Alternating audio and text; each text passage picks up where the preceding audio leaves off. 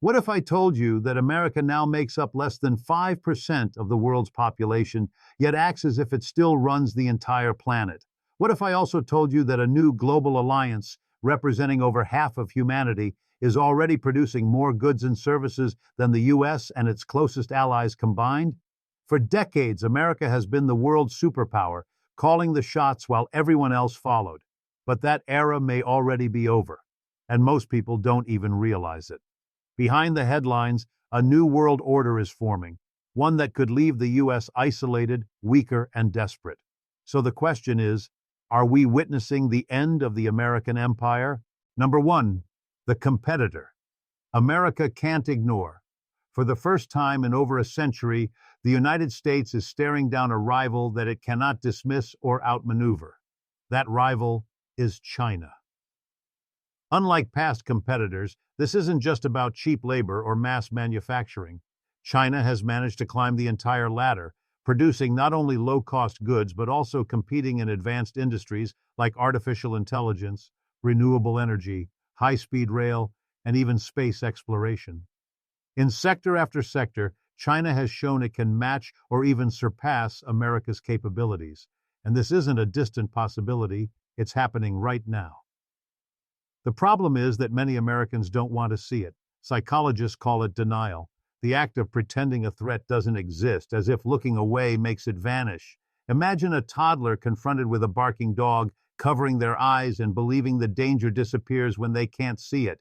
That's how much of America has been behaving. Politicians boast that the U.S. economy is still the strongest in the world. Media outlets repeat reassuring slogans that everything is fine. But beneath the surface, the numbers tell a very different story. China's growth has been relentless. Its economy has expanded at rates the U.S. can no longer match, while its wages for ordinary workers have skyrocketed over the last 3 decades. At the same time, millions of Americans have seen their own wages stagnate. It's a sharp contrast that reveals where momentum is really shifting. Denial may provide comfort, but it doesn't change reality. And reality is this: China isn't going away. It's not a temporary rival, and it's not waiting for America to catch up. It is here, it is growing, and it is reshaping the global balance of power in ways that the United States can no longer afford to ignore. Number 2, the BRICS versus the G7. While America clings to its old mage of dominance, a new power bloc has been quietly rewriting the rules of the global economy. It's called the BRICS, an alliance that began with Brazil, Russia, India, China, and South Africa.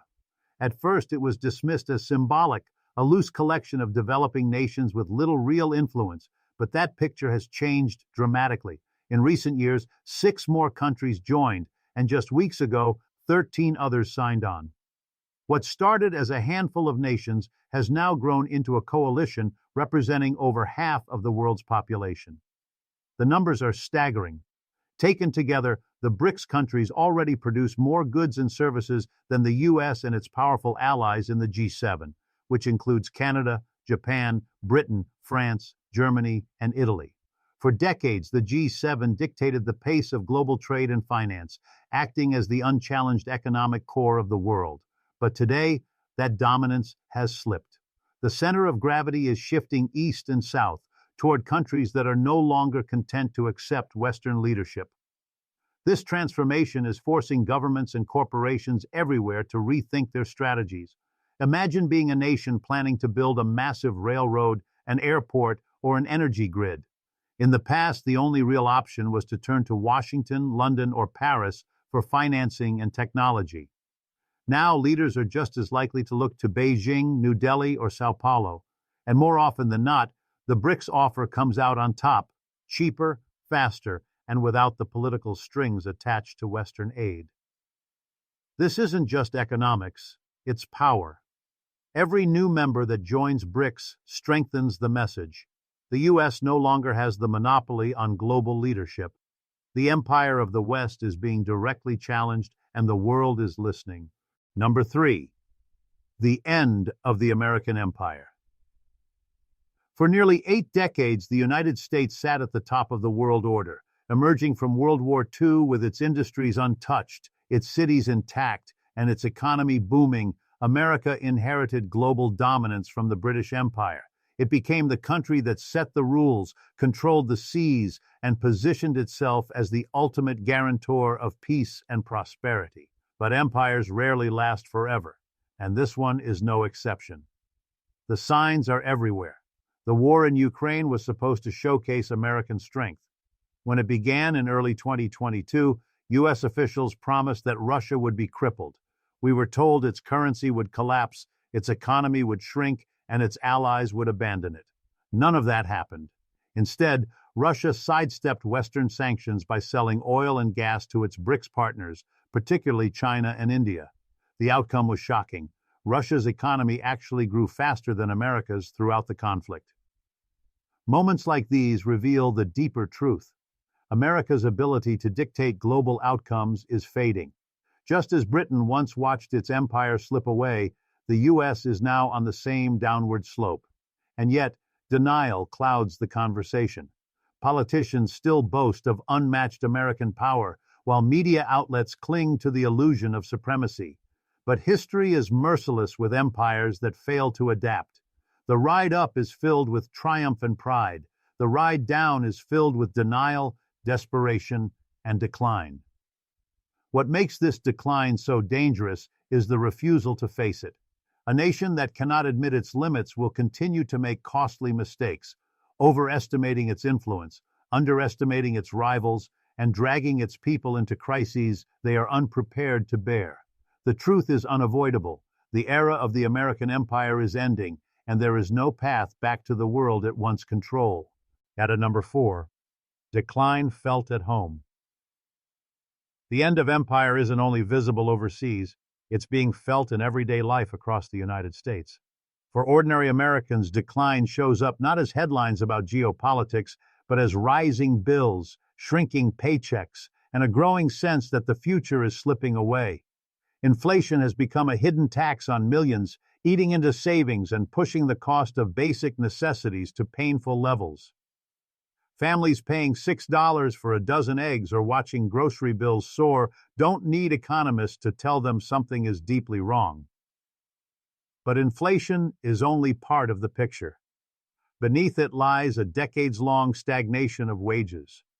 For the last 30 to 40 years, real wages, the amount workers take home once prices are factored in, have barely moved. They creep forward by fractions of a percent each year, never enough to make a meaningful difference. Contrast that with China, where average wages have quadrupled in the same period. The result is a stark comparison. While American workers tread water, their Chinese counterparts have seen their standard of living transformed. The federal minimum wage is perhaps the most striking symbol of this neglect. Set at $7.25 an hour back in 2009, it hasn't budged in over 15 years. Every year since then, the cost of food, housing, and healthcare has climbed higher, but the lowest paid workers are still stuck at the same level. Surviving on that wage is impossible, yet neither political party has acted to raise it. For those at the bottom, it feels less like policy and more like punishment. This economic pressure is compounded by growing inequality. After World War II, the U.S. was one of the most equal advanced economies. Today, it is more unequal than every country in Europe. Decline is not an abstract idea.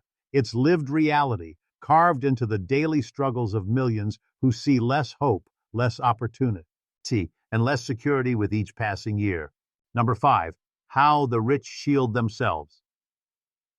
As the empire declines, not everyone feels the pain equally. The burden is falling hardest on the middle and lower classes, while the wealthy have mastered the art of shielding themselves from the storm. Inflation cuts into workers' paychecks, but investors at the top simply pass the costs along or profit from rising prices. When wages stagnate, the wealthy are buffered by their vast ownership of assets. In fact, the richest 10% of Americans control nearly 80% of all stocks and bonds. That means as ordinary people struggle to keep up with rent and groceries, the financial elite continue to grow richer, collecting gains that never trickle down. This divide isn't just an accident, it's part of a system designed to protect the few. Corporations shift production overseas to chase lower labor costs, and while workers lose jobs or settle for stagnant pay, shareholders reap record profits. Politicians from both parties know where their campaign donations come from, and so the system continues, unchallenged. Meanwhile, the public is kept in the dark or distracted with empty promises. The result is a population told that the economy is strong, while their personal reality screams otherwise. The widening gap has fueled bitterness and division, feeding political extremes on both sides. Many Americans feel abandoned by leaders who refuse to confront the truth. The empire's decline is being managed in a way that protects the wealthy, while everyone else is left to absorb the fallout. This explains much of the anger driving populist movements, the distrust of institutions, and the rise of leaders who promise to shake up the system. But behind the slogans lies a simple fact. As the United States slips from its position of global dominance, those at the top are determined to make sure the costs of decline never touch them. And so the middle and working classes are left carrying the weight of an empire in retreat. Number 6. America's desperate moves abroad.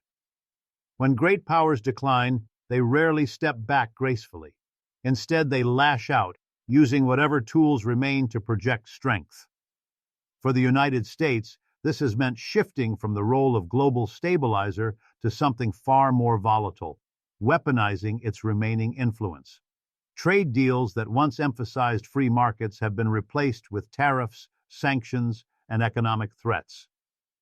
Rather than setting global rules, America is increasingly playing a game of pressure and punishment. The clearest example came during Trump's presidency, when trade wars turned into a signature strategy. Tariffs were slapped on allies and rivals alike, one day targeting China, the next Canada, Mexico, or Europe. The constant shifts created chaos, leaving corporations hesitant to invest or expand. Why commit billions to building a new factory when tariffs could change overnight, making the entire plan unprofitable? This unpredictability sent shockwaves through global markets, revealing just how fragile America's leverage had become. Unlike in the late 20th century, when the U.S. was strong enough to support global free trade, today's moves reflect desperation. The empire no longer has the overwhelming dominance it once enjoyed, so it squeezes others for concessions, whether demanding control of strategic resources, blocking foreign technology companies, or using sanctions to extract political compliance. Allies and adversaries alike see the shift for what it is, the tactics of a fading power trying to hold on. This transformation is dangerous because it undermines trust. Nations that once depended on American leadership now view it as unpredictable, even hostile. Every tariff, sanction, or demand chips away at the image of the U.S. as a steady global partner. Instead of reassurance, America now exports uncertainty. And in a world where allies, powers like China and the BRICS can offer alternatives, the old playbook of intimidation is no longer enough to keep everyone in line. Number 7. Global backlash. Growing, every empire eventually discovers that the world grows tired of being dominated, and the United States is no exception. For decades, Washington used its influence to dictate terms, whether through trade agreements, military alliances, or financial institutions like the IMF and World Bank. But today, that grip is slipping, and nations once too dependent to resist are now pushing back. This backlash isn't loud and chaotic. It's steady, calculated, and spreading across continents. One of the clearest signs is the move away from the U.S. dollar. For nearly a century, the dollar has been the backbone of global trade, giving America immense power. If Washington imposed sanctions, countries had little choice but to comply, because almost all international transactions flowed through the dollar system. But now, BRICS members and other nations are experimenting with alternatives, trading in local currencies or creating payment systems that bypass American banks altogether. Each new agreement chips away at the foundation of U.S. financial dominance. The resentment goes deeper than money. Many countries are frustrated by America's habit of interfering in their internal affairs. From the Middle East to Latin America, U.S. interventions left behind instability and resentment. Nations are beginning to see partnerships with China or Russia as less intrusive, focused on trade and infrastructure rather than lectures and conditions. This shift in perception is just as powerful as any economic policy because it builds trust where America has lost it. The result is a slow but undeniable trend. Countries once under U.S. influence are diversifying their alliances. They are less willing to depend on Washington and more eager to chart independent paths. The empire's reach is being rejected, not with open revolt, but with quiet strategic choices that weaken America's role day by day. And as more nations join this trend, the backlash becomes impossible to ignore. Number 8. The deeper problem. A rigged system. The decline of American power abroad is alarming, but what's even more damaging is the rot from within. At the core of the U.S. crisis lies a system that feels increasingly rigged, one that rewards a small elite while leaving everyone else behind. For decades, the story sold to the public was that hard work guaranteed success, that anyone could climb the ladder with enough effort. But today, millions of Americans know that promise is broken. The game has been tilted, and the winners were chosen long before the rest even got a chance to play. Consider healthcare. The U.S. spends more per person than any other advanced nation, yet ordinary people face crushing medical bills, while pharmaceutical and insurance companies report record profits. Education tells a similar story. Students leave college burdened with tens of thousands of dollars in debt, trapped before their adult lives even begin, while elite universities build billion-dollar endowments. Housing, once the foundation of middle-class security, has become another playground for investors who buy entire neighborhoods and rent them back at inflated prices. It's no accident that the wealthiest Americans continue to amass fortunes at a historic pace. Lobbyists write the laws, corporations shape the regulations, and politicians, dependent on campaign donations, rarely challenge the interests of their biggest backers. The result is an economy where productivity rises but wages stall, where bailouts are handed to banks while foreclosures sweep through working-class towns, and where the top 1% live in a different reality altogether. This rigged system doesn't just fuel inequality, it erodes faith in democracy itself. When people see that their voices don't matter, that rules change to protect the rich while punishing the poor, cynicism replaces trust. And without trust, a natio, and cannot hold itself together. This is the deeper problem facing America. Decline isn't only about losing influence abroad, it's about the decay of fairness at home. The American empire is at a crossroads. Abroad, rising powers like China and the BRICS are reshaping the global order. At home, inequality, stagnation, and denial eat away at the very foundation of society. The truth is clear. This decline is not some distant threat. It is here, now, shaping the lives of every American and the future of the world. The only question is whether we face it head-on or continue to hide behind illusions. If you found this eye-opening, share it, spark discussion, and subscribe for more deep dives into the realities shaping our future.